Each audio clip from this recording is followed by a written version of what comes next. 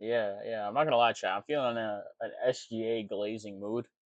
So we're gonna watch this video, and it's called "I've never seen a bigger mistake in recent NBA history." It's a video about Shea Gilgeous-Alexander. There were 10 players taken before 2025 MVP Shea Gilgeous-Alexander in the 2018 NBA draft. The question is, why? We'll dive into Shea's scouting report at the end. For the Phoenix Suns with pick number 1, DeAndre Ayton's scouting report focused around his unicorn-like offensive ceiling that in the NBA has never fully materialized. As a prospect, scouts saw Ayton as an athletic specimen with freakish upside. DeAndre reportedly was 7'1" with a 7'5" wingspan, and wildly, a video went around claiming Bro, he was 7'1". This guy is jagged. Yo, he could have been one of the best centers in the league. This guy is huge and athletic as fuck. Ayton had a 43.5-inch vertical. His coach at Arizona, Sean Miller, was quoted as saying, "Physically, he's like Superman, but he's also very skilled. And he's going to be a great player that's going to go down as one of the great ones to play our game." In high school, Ayton Yeah, what happened to him? Because this guy seems insane. He should have easily cracked the NBA Open. Ayton's coach also said he was a tireless worker, claiming DeAndre made 500 threes a day and often had to be kicked out of the gym because he was working too hard. Then in college, DeAndre took a 3 a game and made 34.3% of those 3-pointers, which is where the unicorn label came from, as for Arizona, DeAndre averaged 20.1 points per game, 11.6 rebounds per game, and finished 4th in the entire nation in offensive box score plus minus, 3rd in offensive win shares, and 2nd And this is as a rookie. Did he win Rookie of the Year? This guy really is a unicorn. in PER. He was a first-team All-American. He led Arizona to a 4 seed, but it is here where cracks began to show. Oh wait. This was still in high school or college, wasn't it? Arizona lost in the first round of the NCAA tournament, and Ayton was not seen as a perfect prospect. Several scouts questioned his defensive abilities, but the Suns thought they were getting a hard-working offensive superstar. As it turns out, Ayton's main flaw in the NBA has been his work ethic and progression. In his second season for Phoenix, DeAndre averaged 18.2 points, 11.5 rebounds, and 1.5 blocks per game. That was promising, but now in year 7 for Portland, not only are DeAndre's base numbers down, but Ayton also finished this season with a negative box score plus minus. All this despite the Bro, what happened? What actually happened? fact that DeAndre promised Portland he was going to be a star. But before we watch that clip, I just want to say, if you are enjoying this video, it would be incredible if you could subscribe and turn on post.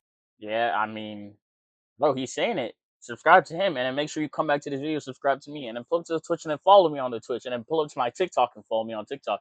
In fact, what am I doing, bro? Where's my little thing? You see that? TikTok, Instagram. Go to the TikTok, go to the Instagram. We got clips on IzzyTKH clips on the TikTok, so that's the second TikTok account. And for content, YouTube, Twitch. If you want to YouTube, pull up to the Twitch. If you want to Twitch, go see the videos on the YouTube. You know what I'm saying? Subscribe. But let me shamelessly plug myself out of the way. Let's keep going. I bring dominance. My name is Dominating. It is safe to say that DeAndre has not become the dominant big he promised. The same can certainly Damn. said about the Kings selection at number 2, Marvin Bagley. Now, at the time, many did think that Luka Doncic should have been selected here instead of Bagley, but the Kings saw a prospect who is a household name in recruiting circles since he was a middle schooler. Yes, Marvin Bagley was seen as the future of the NBA for a long time. In high school, he was both National Freshman of the Year, and then as a junior, he was the #1 prospect in the nation over Zion Over Zion. Bagley. Wasn't he on the Mavs last year, or am I mistaking him for someone else? How tall is he? Williamson. Then in college, the hype would only continue as Bagley looked like a can't-miss prospect. He actually skipped his high school senior season to reclassify and join Duke early, just like Cooper Flagg. And at Duke, Bagley averaged 21 points and 11 rebounds per game on 61.4% shooting while leading Duke to the Elite Eight. He was also a first-team All-American who was first in the ACC in PER, win shares per 48 minutes, and points produced per game. Bleacher Report compared him to a young Kevin Garnett Barnett. So the Kings bought into the hype and took Bagley second over Luka Doncic and Shai Gilgeous-Alexander. But one thing soon became glaringly obvious. Bagley was not a team player and not a hard worker. His success in high school and college was due to his God-given abilities, but plenty of NBA bigs are athletic and tall. So while Bagley did average 14 points, Damn, yeah, he let the genetics get ahead of him, and he didn't really work hard.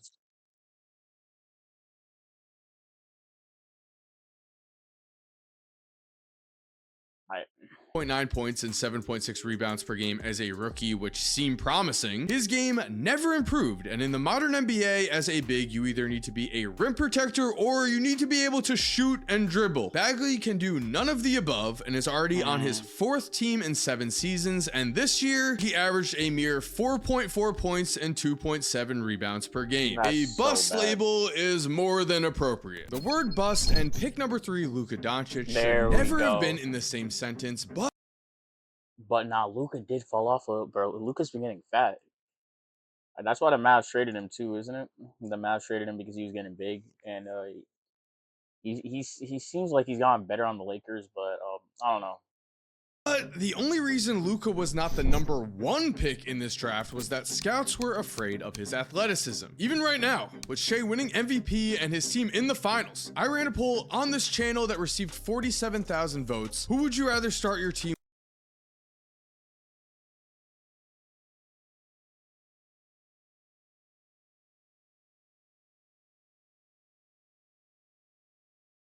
Give me a second.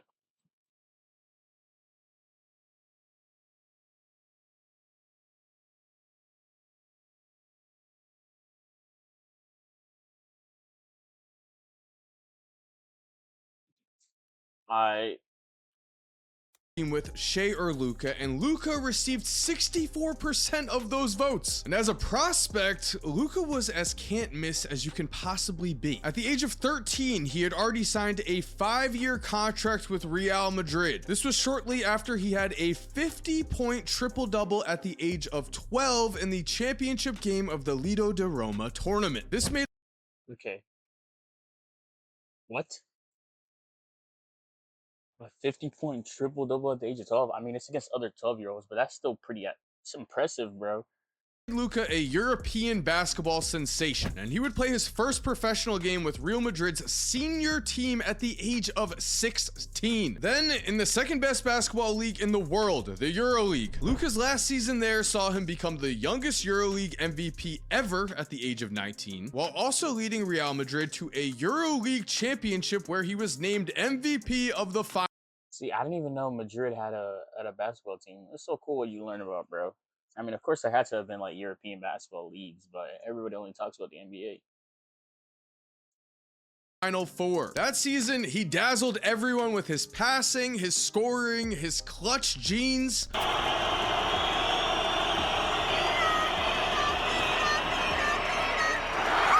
Man, look at that athleticism back then. This guy was going nuts.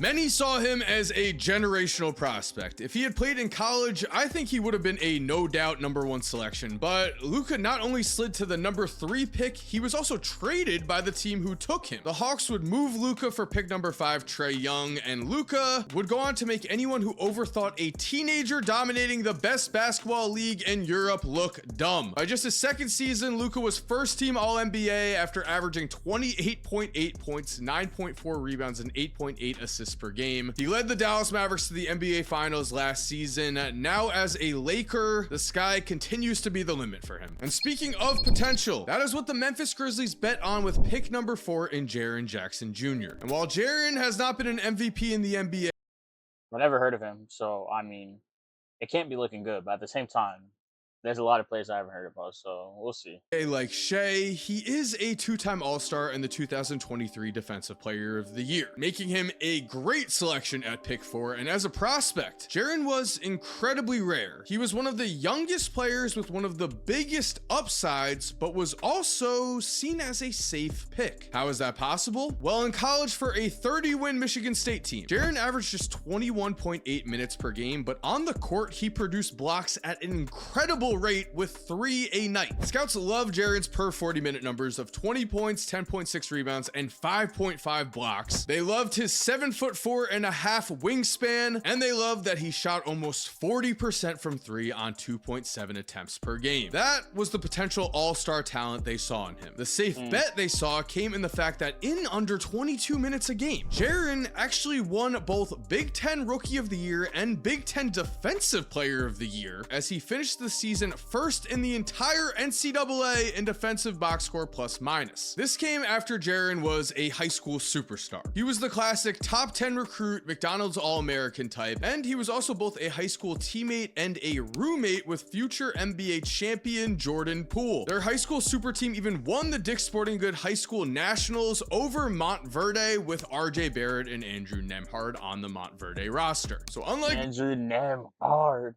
defensive unit of the Pacers, man. Marvin Bagley, Jaren Jackson Jr. was a can't-miss prospect who actually did not miss. As we mentioned with Luka, at pick number 5, the Atlanta Hawks and Dallas You're Trae Young. Mavericks made a deal where the Hawks ended up with Trae Young, and while Trae isn't as good as Luka or Shea, he's still already a 4-time All-Star who led his team to an Eastern Conference Finals appearance. That is a great number 3 or number 5 pick, and we can easily see why Trae received tremendous hype in college, as some were going as far as to compare him to Steph Curry. That was after a season where Trae averaged 27.4 points and 8.7 assists per game, becoming the first player in NCAA history to lead the nation in both points per game and assists per game in the same season. Trae really was a one-man show during the 2018 season. He was the only future NBA player on Oklahoma's roster, and because he lacked star teammates, he faced triple teams on a nightly basis. He finished the season with the 18th best PER in the nation, the 8th best box score plus minus, the best offensive box score plus minus, and he set an NCAA record for most points produced per game in a single season. But even though Trae was putting up video game numbers and had a legitimate historic year, scouts were pretty divided on him. They were concerned about his height and his defense while also questioning his shot selection at the time. And although Trae did lead because he's 6'2". Bro, the NBA's gone to the point where it's like, even being 6'2", bro, that's short compared to a lot of the players, bro. Curry be looking tiny on the court. It's so insane, man. Oklahoma to the NCAA tournament, a lot of scouts questioned if he could fit within a system. The thought was Trae could become a lesser version of Steph Curry, or he could become another Jimmer Fredette. There was no need to worry about any of that though, as Trae proved he is the system. In just his second season, he averaged 29.6 points and 9. That's an insane beard. That's a pretty good beard.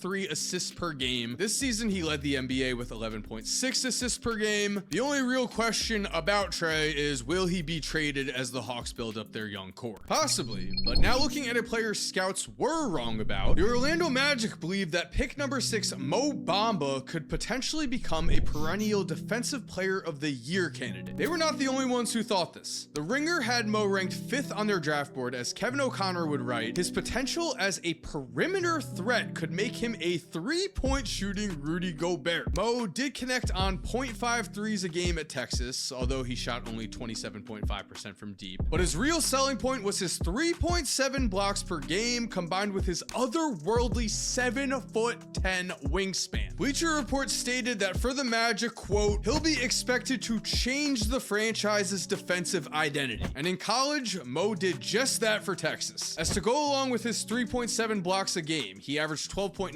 points and 10.5 rebounds, and some scouts were all in on him. The Ringer scouting report called him mobile, a potential 5-position defender if he masters fundamentals, and an ambidextrous finisher who can catch tough passes, and a solid passer who can make basic reads. Unfortunately, Mo Bamba was essentially none of these things. He never lived up to the hype, and the song bearing his name, I think at this point, is more famous than he is. Mo's best season came in 2020 2022 when he was given the chance to be a full-time starter and did average 10.6 points, 8.1 rebounds, and 1.7 blocks per game. But the Magic only won 22 games and Mo shot 48% as a catch and dunk center. This season, Mo played in just 32 games and is now on his 5th team in the last 3 years, as his defensive instincts, motor, and drive to improve all have been noted as weaknesses. What's interesting is Mo was actually replaced by pick number 7, Wendell Carter Jr. As while it was the Chicago Bulls who originally drafted Wendell, in his 3rd season he was traded in a package for Nikola Vucevic to the Orlando Magic. And although the 2025 season was a bit of a letdown for Wendell, he averaged a career low 9.1 points per game and his efficiency dropped across the board. Overall, Wendell has proven himself to be a reliable, average level starter in the NBA, which is pretty on the nose for where he was selected. But in college, scouts believe there was a chance that Wendell might actually be underrated. Playing next to Marvin Bagley, Bagley was the hyped up star, while Wendell Carter Jr. was the classic blue collar worker down low who doesn't get the hype but gets you wins. Known for his defense and selflessness, Wendell averaged 13.5 points, 9.1 rebounds, and 2.1 blocks per game and was named 2nd team All-ACC. Many scouts at the time loved him and went as far as to compare him to Al Horford, who has been a 5-time NBA All-Star.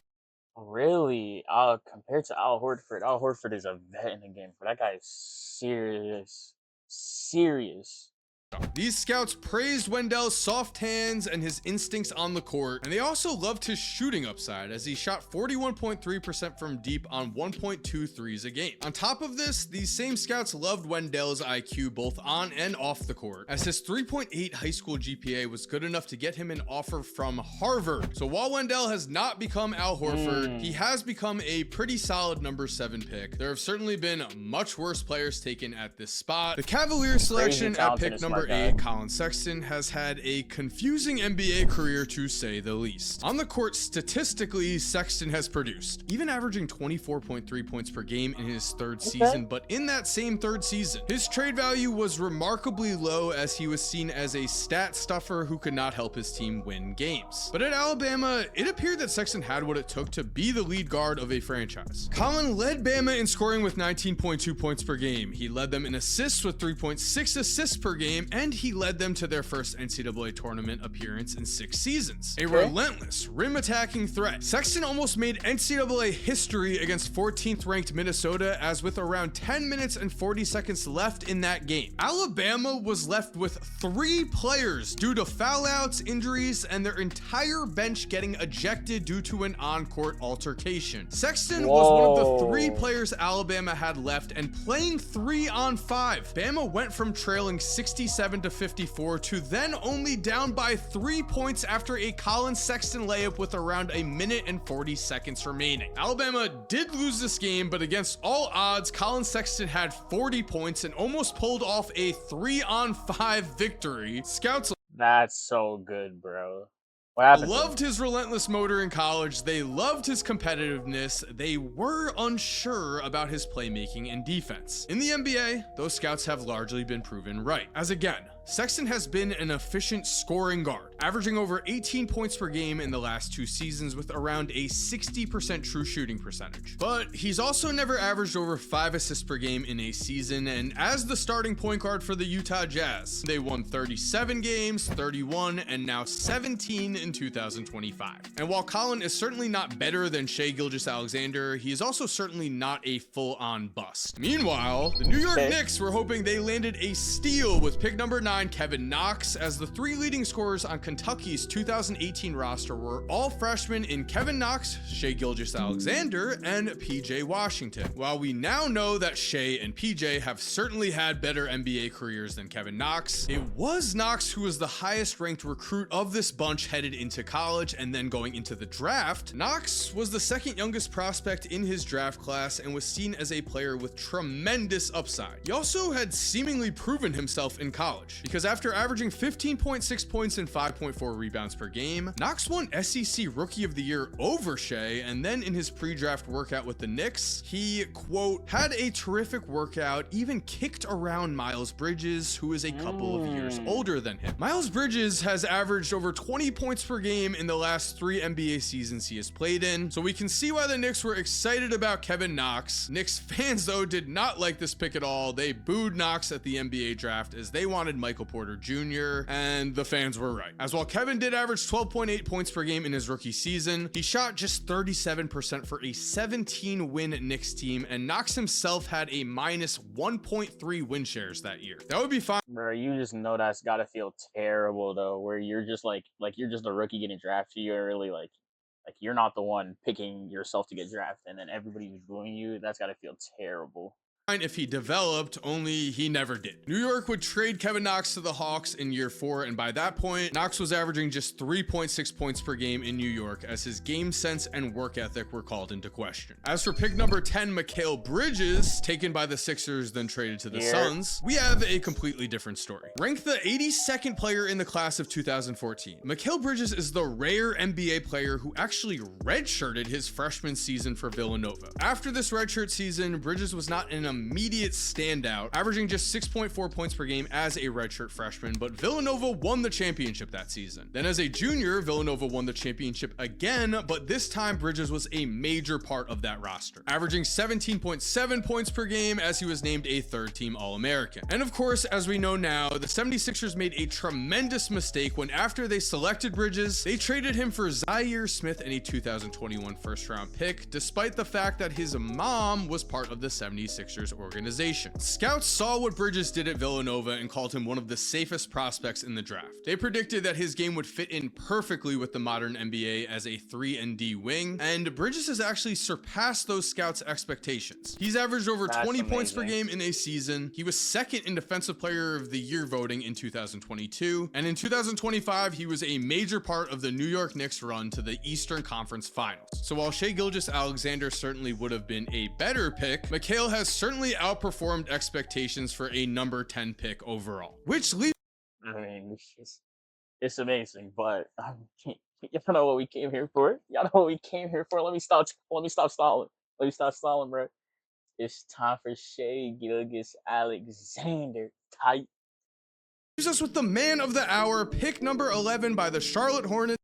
It's my MVP. It's my MVP.